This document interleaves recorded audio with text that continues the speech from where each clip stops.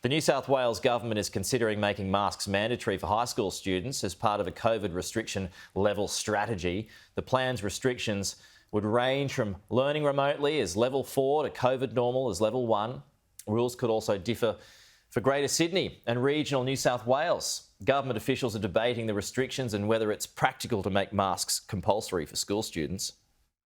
The moment the Chief Medical Officer is saying to us, and I suspect it's because the same reason that surgeons wear masks when they go into perform operations, I think that it's all about mitigation now. If a mask is going to reduce the risk of contagion by 1%, well, I'm going to take it.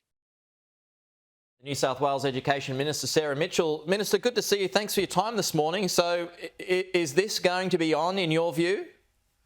In terms of masks, Pete, what we'll be recommending to schools, obviously next week we've got regional schools going back, so we will recommend mask wearing for students aged 13 and up and all of our staff.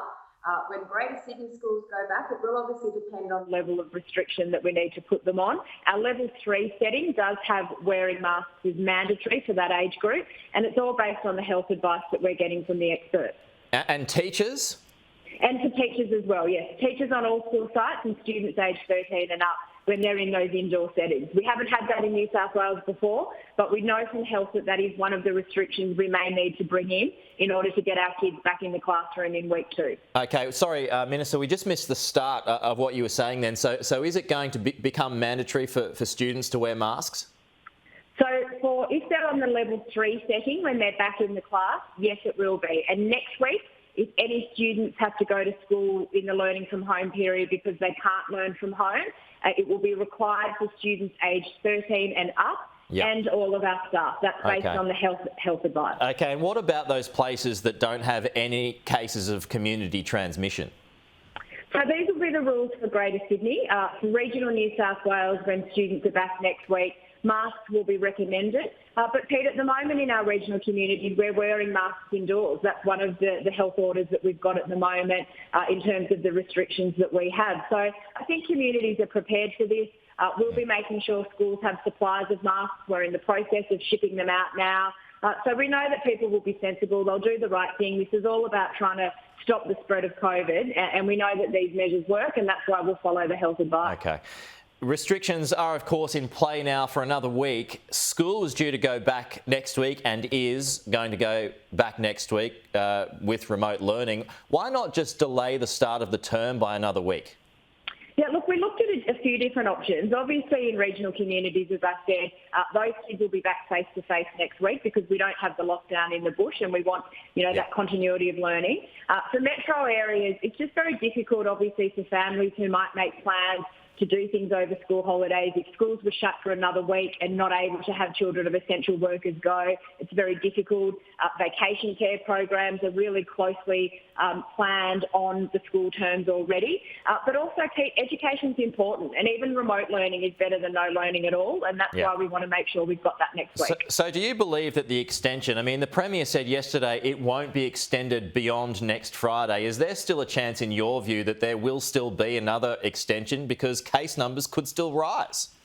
Well, look, my focus is obviously on the education side of things here. We've committed already to all students going back on Monday, the 19th of July. So I think for a lot of parents and teachers, there's probably a bit of relief knowing that the learning from home in Greater Sydney is only for 4 days.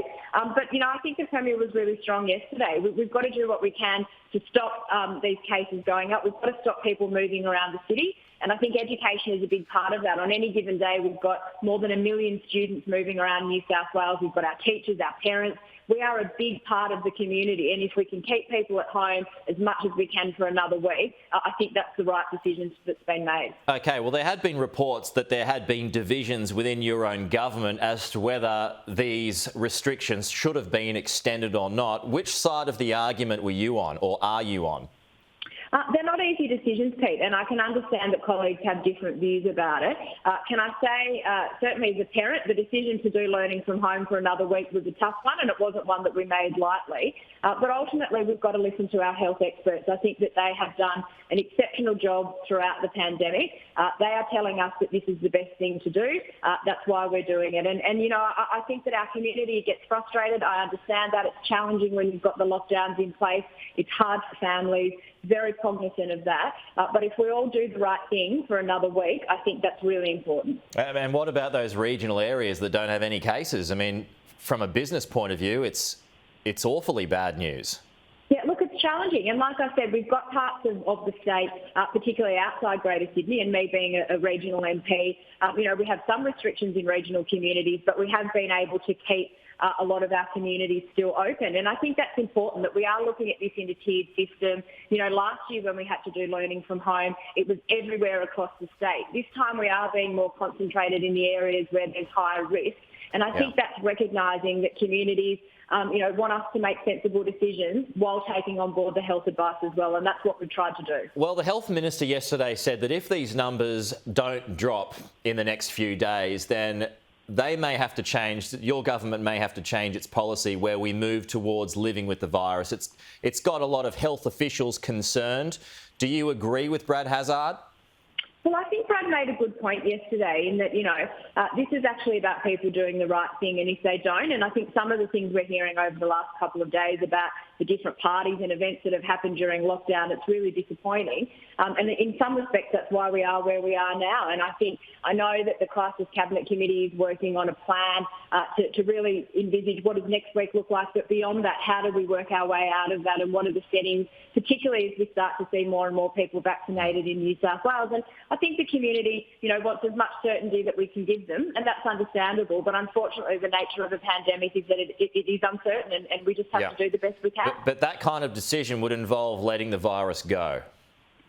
Yeah, and look, I think the conversations really need to be about what happens in the next week, what restrictions do we bring in after that when we open the community up. We've got to balance, of course, the economic conditions and what that means for small business in the community. For me, in the education space, it's about that continuity of learning. And like I said, I'm pleased we're committed to all students back on the 19th of July already. That's important.